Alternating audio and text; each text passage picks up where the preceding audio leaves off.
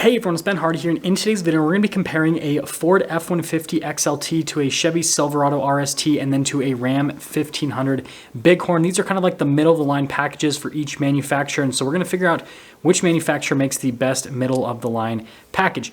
With that being said, if you want to save time and money the next time you purchase a car, link to my car buying guide in the description down below. Let's get right into the comparison.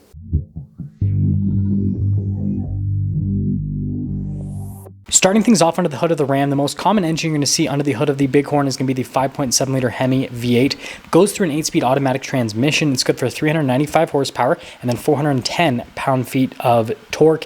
Average fuel economy is going to be, mid to high teens depending on what your driving style is like. And then if you get the e-torque system right, it does bump it up a little bit, but definitely a solid powertrain. Now under the hood of the Chevy, the most common engine you'll see in this level of truck is going to be the 5.3 liter V8. You'll see some 6.2s, and then you'll see some Duramaxes as well. But anyways, the 5.3 V8, it's good for 355 horsepower and then 383 pound-feet of torque. Goes through a 10-speed automatic transmission. Average fuel economy is mid to high teens, just like the Ram.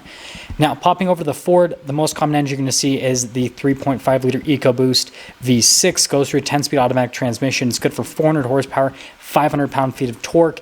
Average fuel economy is going to be high teens, low 20s, again, depending on your driving style. You will see some 5.0 V8s, though, as well.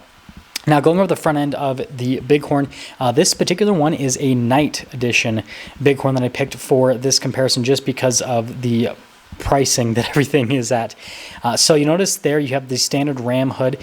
Notice that you've got halogen lights as standard on the Bighorn package. You can upgrade to LEDs, but again, you have to pay extra for those. You got the fog lights down below, parking sensors here on the bottom. You can see the whole front grille is all blacked out, including the Ram logo. You got the blacked out badges. Notice you have the e-torque there on the Ram 1500 badge. But basically the Night Edition makes a lot of elements blacked out or body colored, like the bumpers, for example, makes them body colored. Now, this is the RST package on the new Silverado. So you've got the standard Silverado hood. That's pretty cool. It has like this nice muscular appearance and makes the truck look really just like large, a lot larger than it is. Now you can see you've got these daytime LED running lights as standard. This is the standard headlight setup that comes with the Silverados. That's a big plus for the Silverado, that you get more premium lights as standard. You don't have to pay extra for those. And I think the shape of them, it's actually pretty cool, right? It works with the overall body style of the truck. You can see the accent there off to the side. Now the RST, again, is like a sporty package on the truck, so it makes a lot of elements like the bumpers body painted, blacks out the Chevy bow tie, adds other blacked out elements. Notice tow hooks on the front end with this truck as well. And so again, it just kind of gives it that sporty appearance, just like with the Ram. Now popping over to the Ford with the XLT, it's pretty interesting. So first off, you guys can see here with Ford's hood design, it's kind of like in between both manufacturers, right? Ram is super rounded off, Chevy's boxy. This is kind of like in between. Now notice you got these LED daytime running lights. So with the XLT, that'll be standard with this package. You don't have to pay extra for fancy lights. Body color bumpers on this because it's a sport. And then you can see there with the front grille on metallic gray. Again, they kind of make things a little bit darker in coloration to go with the sporty theme. Notice we have the blacked out wheels here on the Bighorn. Now this has 20-inch wheels, but it's got the off-road package on it. So it does have these all-terrain tires. Well, you can see the giant script there on the side of the tire. But great tire to have for all 4 seasons, and if you want to do a little bit of off-roading. But those are the standard tires you get with the Bighorn, if you guys are wondering. If you don't get the off-road package, which I recommend, get the off-road package if you're going to get a Bighorn. There's a quick look at the front suspension. Notice with the Ram logo there on the side. And something to mention, you got the 4x4 stickers. The Ram uses coil suspension in the back end, 5-link coil suspension. And so it's a completely different setup compared to what you have with the other 2 trucks. And I like the stance on it too. Now popping over to the Silverado, this one has the Z71 package, which is Chevy's off-road package actually. So notice with the wheel design, you got like the metallic gray with the silver ring. And you've got these all-terrain tires, again, just like with the Ram. And Chevy pretty much only sells Z71 package trucks. Like everyone that gets a Silverado gets a Z71 package. So it's a route to go. Notice the mirrors are blacked out. And then you guys can see with the keyless entry there on the door handle. And notice again with the design, so the wheel arches are rounded off. But again, you kind of have like a boxier design over here with the Silverado. And I think the side of the Silverado looks great from an aesthetic perspective. And then notice there with the off-road shock, it's a Rancher shock in the rear. And then you have leaf springs. So still have leaf springs with the Silverado. Now popping over the Ford, guess what? Yes, we have an off-road package on this one too. Who would have thought? Notice the tread pattern there on the tires, a little bit more on the aggressive side of things, just like the other two trucks. You can see there with the front suspension. You know what's funny is like the Ford and Chevy front suspension look super similar, and the wheel design too. Like it's almost like they're kind of copying each other. It's very interesting. And then notice we've got our F-150 XLT badge right there with the venting. And then keyless entry there at the front end. Got the off-road style side steps. And there's your kind of full side view on the F-150. I feel like this one's the weakest from a side view perspective. I feel like the Ram and Chevy look a little bit better. But notice leaf springs there, and then you got the shocks as well in the rear. Now popping back over to the Ram, you guys can see the remote start function there on the key fob with the blacked out exhaust tip, which is pretty cool. But with this particular truck, it doesn't have like the automatic tailgate drop down, so you just have to lower it down yourself. No big deal. No bed liner. You have to pay extra for that with the Rams. And I see a lot of Rams without it, so it seems like a lot of dealers just like to order them without. And then you can see there with the bed, you can get LED lights and bed liner and cargo tie-down hooks and all that kind of stuff, but again, it's all optional equipment with the Ram. They don't offer that as standard. And then finishing things up with the rest of the rear. Notice that this has the baseline taillights that come with Ram as well. And then notice again, blacked out elements, body color bumpers, again, all part of the Night Edition package, which is kind of like the sportier package with the Ram 1500 Bighorn. But if you want LED lights on the back, again, it's part of an optional package.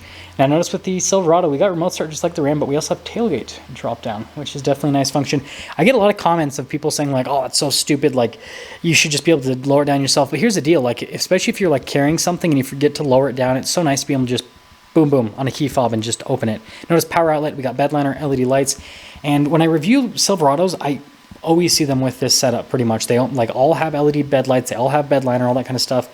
And so like just like actual dealer ordered trucks. And so I think that that's something to take into account that I think is interesting to say the least. But anyways, finishing things up with the rear, notice that again all the badges are blacked out because the sporty RST packages on this particular one. Still chrome exhaust tips though. Right, Ram blacked theirs out, but with the Silverado they kept them in chrome. And then you got the upgraded taillights. These aren't the base ones that you can get them with the Silverado. Now notice with the Ford we also have a tailgate drop down, so so far Chevy is kind of like in the same running. But anyways, you guys can see here with the measuring chart there, and then notice LED lights, and we have our outlet here in the bed. No bed liner, again, pretty common with the Fords. I don't see them with a bed liner. And while we finish things up with the Ford, let's quickly talk about capability with all three trucks from a rear perspective. Ram's right around 1,400 pounds of payload. The Chevy's right around 1,700, and the Ford's right around 1,800 pounds of payload. And then from a towing capacity perspective with all the trucks, the Ram and Ford are just over 10,000 pounds, and then the Chevy is like around 9,000 pounds. Notice with the Ford, base taillights, and then you can see bumpers are body painted as well. And then, you know, other than that, again, kind of like that sporty design that comes with the Sport package, hence the name with the Ford. And going from that into the interior of the Ram, you can see we've got a pretty nice looking door panel here. And look at the padding and the stitching that goes across. Got the cloth trim. Notice that it's blacked out there just up above it, which is awesome. And then here are the seats themselves. So I think that Ram has the nicest cloth seats in the segment. They just look really nice. They're very comfortable. And I think there's a reason why Ram even puts them in the tradesman packages, because they work. So Ford and Chevy, you probably need to take notes from a seat perspective. Got the ice buckets here with the Ram as well. And then notice there with the cup holders, you got the USB ports with the power outlet, and then you got under-seat storage on top of that. And going from that over to the Silverado, notice here with the door panel, they've kind of changed it for the redesign with the truck. You can see the wood trim there at the top that goes to the door handle again. Notice silver trim is kind of like a common theme with all these trucks. And they got the padding down below with the double stack design. Moving on from the whole door panel situation with the Silverado, that has a bunch of nice stitching through it too, actually. You can see it kind of has a more of a luxury theme. You can see there with the seats, they look nice, frankly, for the segment. But they're just not as comfortable as what you have over with the Ram. Got some under-seat storage, and then notice here we've got some vents with little charging ports, pretty standard setup. And then going from that over to the Ford. Notice the door panel is actually really nice from a material standpoint, just like the Ram and like the Chevy for this segment. So you've got the nice material use there at the top of the stitching. Notice you got a little map there. I think it's of Detroit. And then you got the padding down below the stitching. Now these seats, they're nice, but again, you can see kind of with like the texturing on them and everything, just not as nice as what you have with the Ram. Notice all the vents, charging ports, all that, so kind of like similar with all of them from that perspective. But popping back to the Ram, front door panel, same as what you have in the rear, so they carry through the nice material use from the rear all the way to the front. And then notice all the window controls, the mirrors do power fold in as well with the Ram, which is definitely a nice thing to have. And also, look at this blacked out mirrors. That's cool. But aside from that, you can see here with the seats, just as nice as we have with the rear seats. Again, just like, it's like you can visually see that they're just softer, you know? It's kind of funny. But notice the seat adjustments there on the side with the lumbar support. Got the pedals there at the bottom, and then notice you got a pedal adjustment there. And then you got the parking brake, and then you got light controls. It's got, again, the fog lights, the cargo light. Steering wheel is manually adjustable. Back over to the Silverado. You can see, again, the front door panel is just like the rear door panel, so they carry everything through, which is kind of what you want. And let's quick look at the mirrors themselves. Pretty standard setup. And again, you got that cool double stack design with the Silverado. And then also have your adjustments and everything for like the mirrors and everything. And then here are the front seats. So again, pretty much the same as what you have in the rear. And then you got your adjustments on the side with the lumbar support. And then I love the shape of the speaker for the sound system. Z71 floor mats. Normal pedals, they didn't do anything fancy on those. And then notice you got a bunch of controls here, including like the light controls, the drive mode select, a tow haul mode select, the drive line select as well. The Silverado has 4-wheel high as well as 4-wheel low and 4-wheel auto. So it's got a pretty cool 4-wheel drive system. And then finishing things up with the Ford. Again, you can see with the material use there at the top, it's the same as what you have with the rear, so they carry everything through. And you can see another little map there. Let's quick look at the mirrors. Front seats, again, same as the rear. I think Ford just changed maybe the center insert a little bit. I don't know. It's weird because they make the nicest luxury seats. But notice the light controls. You got the mirror lights, tailgate drop down, steering wheel is manually adjustable. Again, that's pretty standard for this segment is to have a manually adjustable steering wheel. But popping into the Ram to go over the rest of the fun interior bits here. Got your little Bighorn logo right there. But notice with the steering wheel, it's actually really nice with the overall display. And they just like how they make the surfaces appear, and you can see the material use on the steering wheel too is actually really nice where you're actually going to hold it. Now you've got the regular cruise control, you've got the gear limiter, and then notice we got voice command, controls for the center stack. There are radio controls on the back of the steering wheel as well. And then of course turn signal, windshield wiper stock, because the lights control is off to the side, so that's why I don't have a stock for it. Now as for the gauge cluster, half analog, and then you got like the screen there in the center. Again, looks nice, looks upscale for a pickup truck. And that's not standard in the Bighorn, that's actually an upgrade. And then here's the infotainment system. So you've got 8.4-inch display. Now it's got a 12-volt there up above it. But overall, the infotainment system itself is really easy to use. You got the backup camera. So notice there, you just have the zoom function with it. But that's all you have in this truck is just a backup camera, nothing else. Dual zone climate controls. And then notice here with the rest of the screen, response time is great. It's easy to use. Got heated, cool, or it's not cooled seats, just heated seats, heated steering wheel is what I meant. Sorry about that. But yeah, I think that's a great unit. And then down below, you've got analog controls for the heated seats, heated steering wheel, the climate controls as well, dual zone climate, which again, dual zone climate seems to be kind of like a thing in this segment too. Notice you got the parking sensors, tow haul mode, you've got the stability control, and then you've got the trailer brake controls there off to the side. And then driveline select, so we have our 4-wheel high, 4-wheel auto, 4-wheel low, got the dial shifter, which has been pretty controversial since day one. Notice you got auto stop start too, that if you for some reason want to turn that off, you can. Hill descent control and axle lock, because again, this has the off-road package, so that's going to help out with your off-road capability, which I can tell you an axle lock is so nice. Just if you have a good 4-wheel drive system and an axle lock, you can drive up pretty much anything. Notice there with the center console, nice padding there on the top, you've got the USB port right there. And then notice the little measuring charts there on the back. And then it does slide backwards and forwards. This is where the CD holder used to be for the 2019 Rams. And then you can see there with the USBs, and then you got the phone holder space right there, which I really like the setup with the Ram center console. I think it's the best one in the truck industry. And then you can see there with the Bighorn glove box setup as well. It's got the dual glove box, pretty standard, pretty easy to use, right?